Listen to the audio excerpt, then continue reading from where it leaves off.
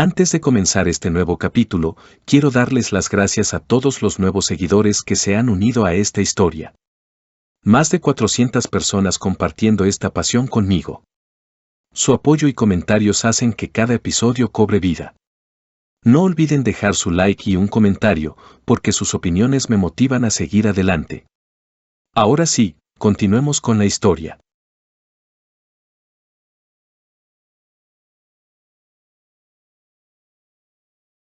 Para siempre,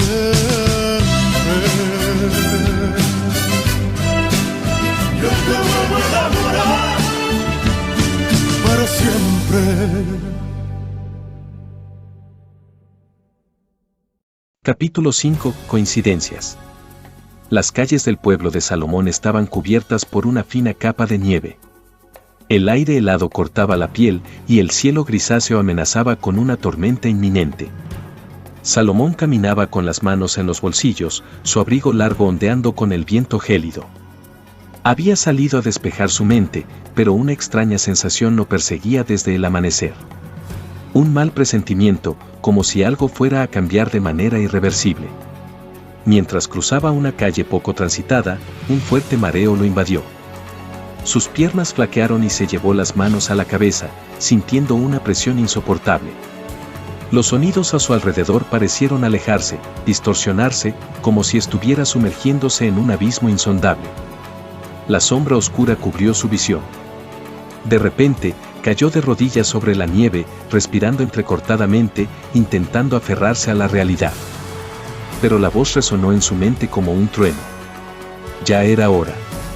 Era una voz grave, cargada de odio y resentimiento.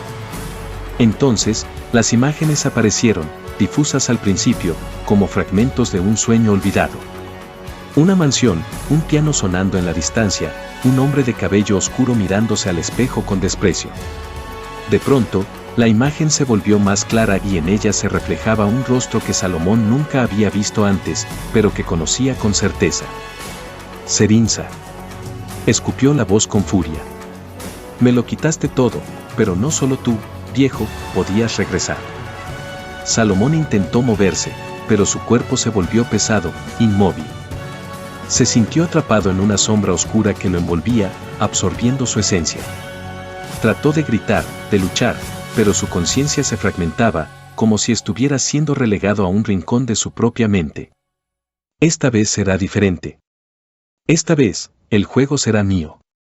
Una risa malvada resonó en su cabeza, vibrante, sofocante. La oscuridad terminó de engullirlo. Salomón se desplomó en la nieve, inconsciente. Las luces de la ciudad siguieron parpadeando como si nada hubiera sucedido. Pero algo había cambiado. El cuerpo de Salomón, tendido en la fría calle, ya no era enteramente suyo. Algo más habitaba en él ahora. Y su nombre era Andrés Corona. Y su viaje a Río Bueno recién estaba por comenzar. Gaetana estaba en su casa, disfrutando de una tranquila merienda. El aroma de la hierbaluisa flotaba en el aire, mientras ella saboreaba el té con calma, disfrutando de la paz que solo la soledad podía otorgarle. Sin embargo, una sensación extraña comenzó a apoderarse de ella. Un pesado sopor la invadió de repente, como si una niebla espesa hubiera caído sobre su mente. Sus párpados se hicieron cada vez más pesados, hasta que, sin poder evitarlo, sus ojos se cerraron y el sueño la envolvió por completo. La escena ante ella era nebulosa, difusa, como si estuviera mirando a través de un vidrio empañado. Pero, a lo lejos, una figura familiar comenzó a tomar forma. El rostro que había dejado de ver hacía años, pero que jamás había olvidado, apareció ante sus ojos. La visión se aclaró lentamente, y fue entonces cuando lo escuchó, su voz profunda y serena, pero llena de una urgencia inexplicable. Gaetana. Gaetana, necesito de su ayuda. Era él.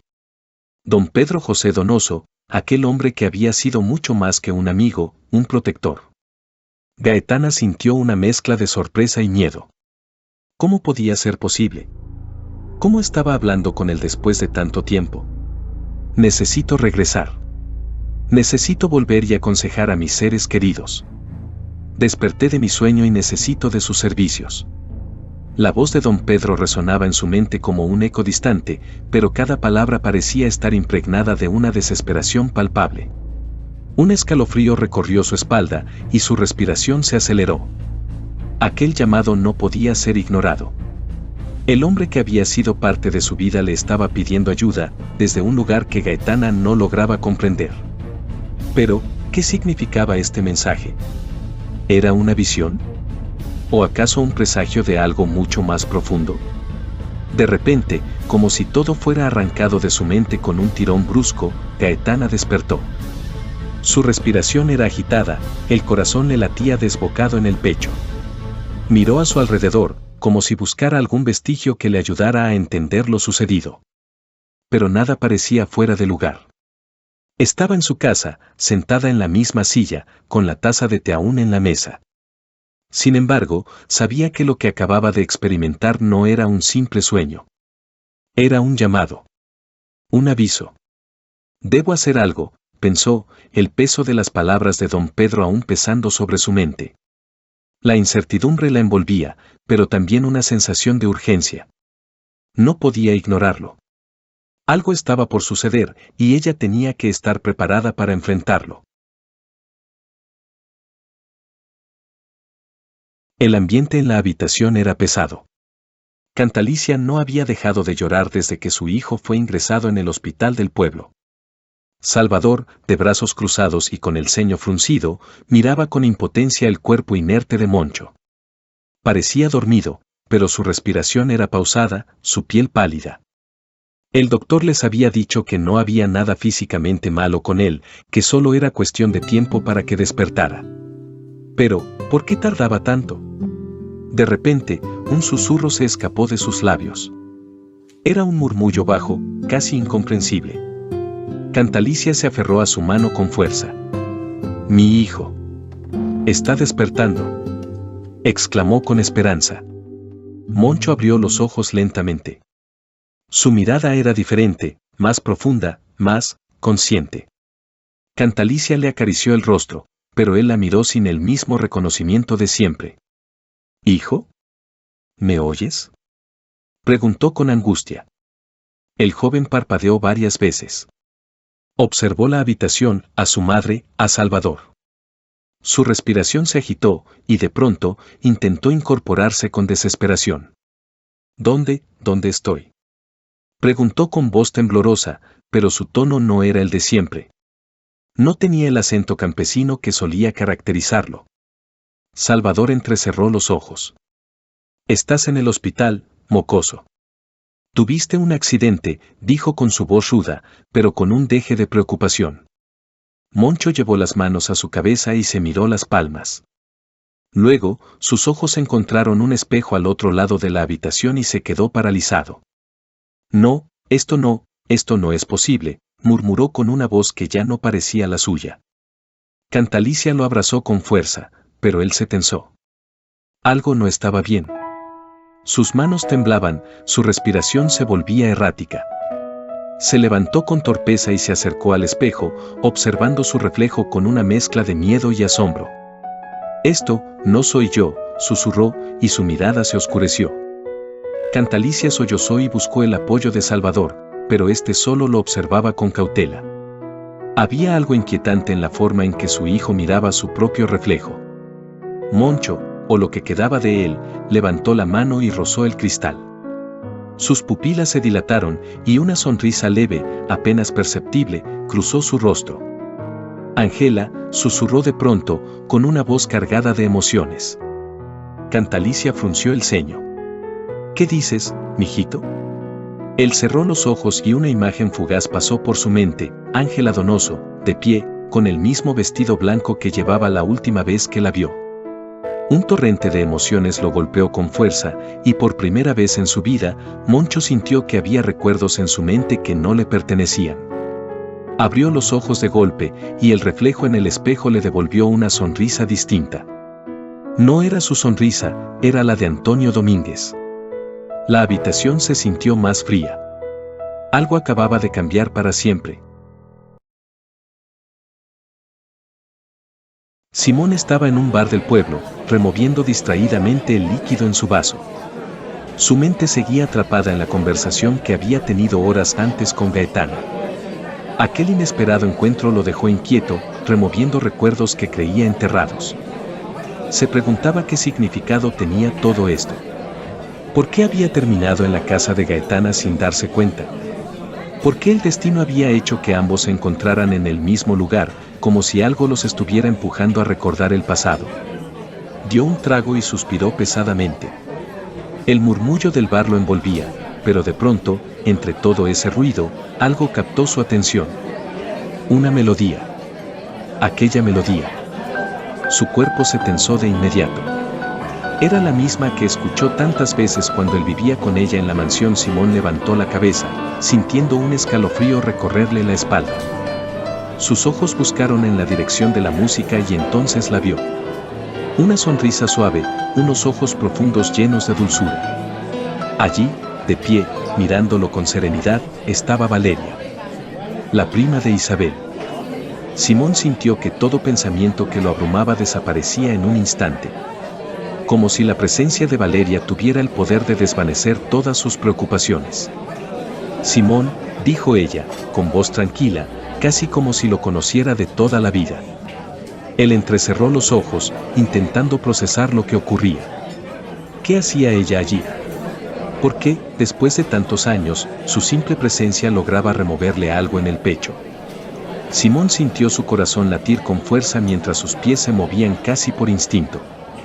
Se levantó de su asiento y se acercó a ella con la mirada fija, como si no creyera que realmente estuviera allí. Valeria no se movió, pero su sonrisa se mantuvo intacta, con esa calidez que él recordaba tan bien. Y entonces, mientras la observaba más de cerca, los recuerdos lo golpearon con la misma intensidad de un aguacero repentino. Recordó la primera vez que la vio, cuando él era apenas un muchacho atolondrado y mujeriego, y ella, una joven de mirada noble y dulce. Recordó lo mucho que se enamoró de ella, como un niño que descubre por primera vez lo que significa querer de verdad. Recordó sus risas, los momentos a escondidas, el roce de sus manos cuando nadie veía. Recordó cómo su corazón se aceleraba cada vez que la tenía cerca, y cómo soñaba con un futuro a su lado. Pero también recordó la despedida.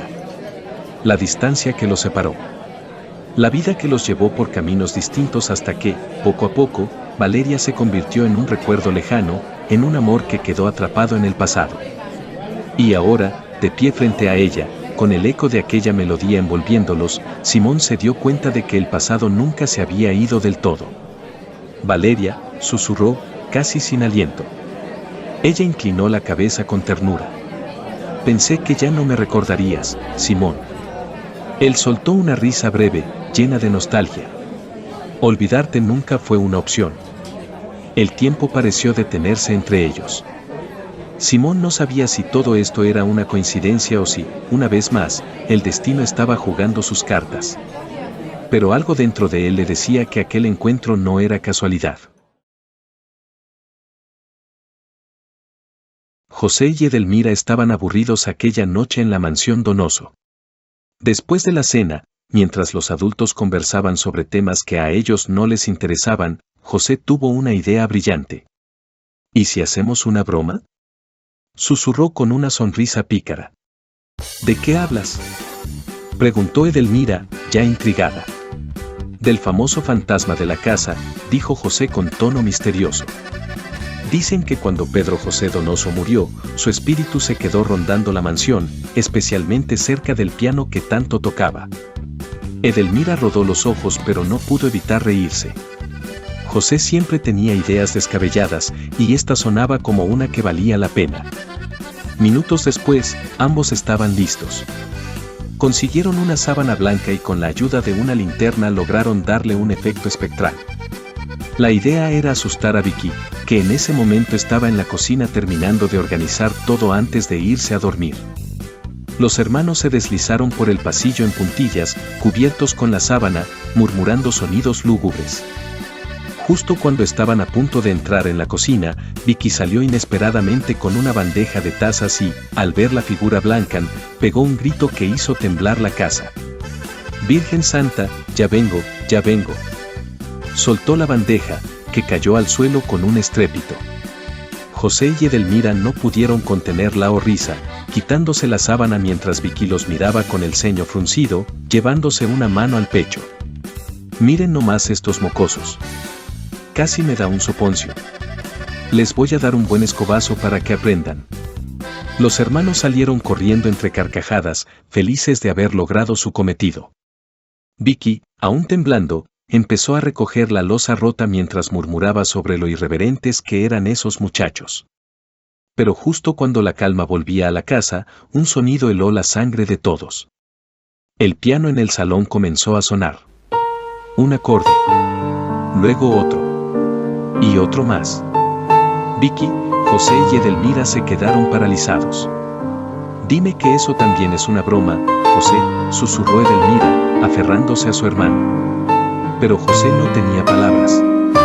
Él no había planeado eso. La mansión Donoso quedó en un silencio sepulcral mientras el sonido de las teclas resonaba en la oscuridad.